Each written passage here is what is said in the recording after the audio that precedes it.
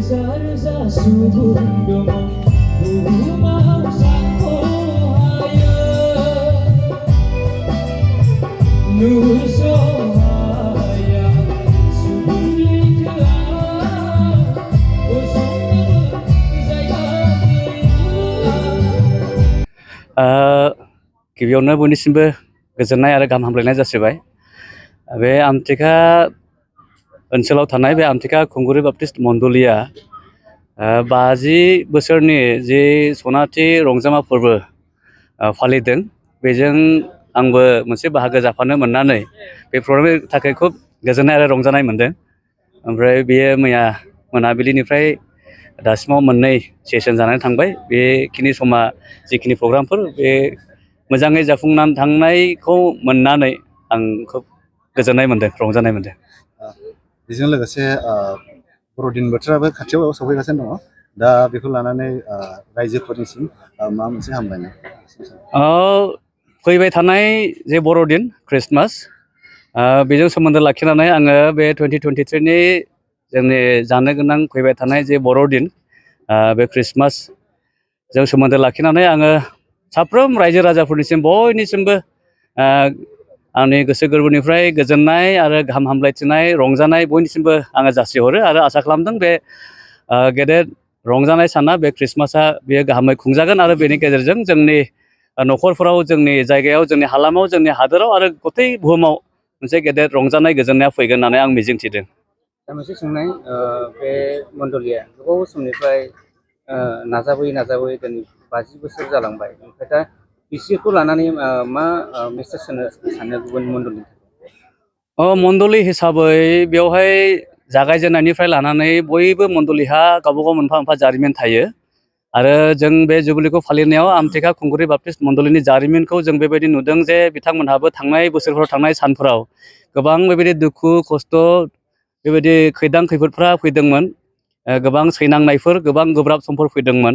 नाथाय बेखिनिनि गेजेरजों इसोरनि आशीर्बाद दैदेननायनि गेजेरजों बिथांमोना बे गोलाव 50 बोसोराव मोजाङै बेबायदि जिउ खांनो खामिनो आरो मोनसे मण्डलि हिसाबै बे मण्डलिखौ दैदेनबोनो हादों।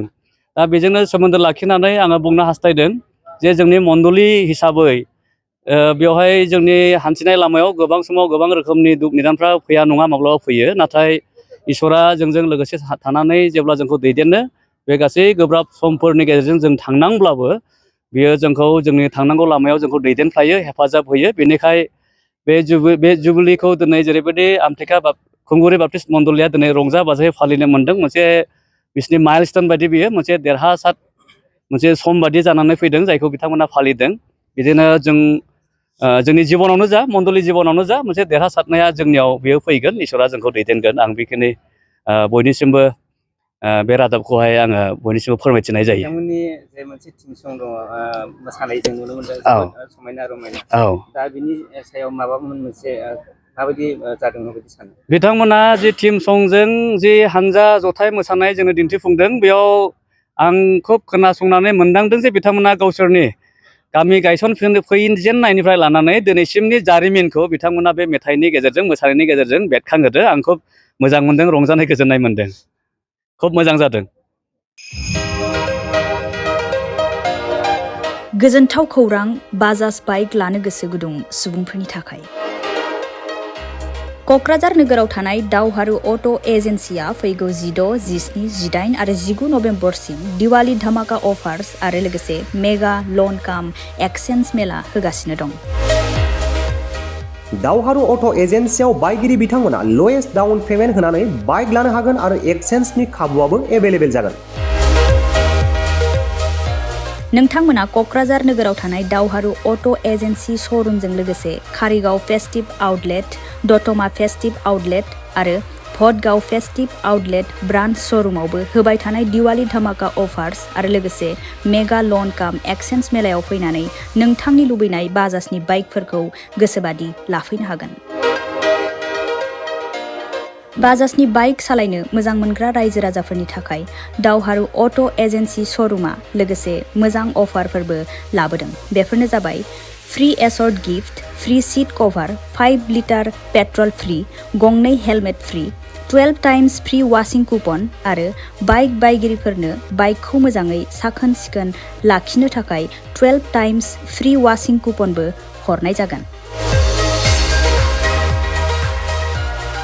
आबुङै मिथिना लाबावनो थाखाय 6000399187 8822018193 जानबुं नम्बराव खौरां लाहरनो हागोन।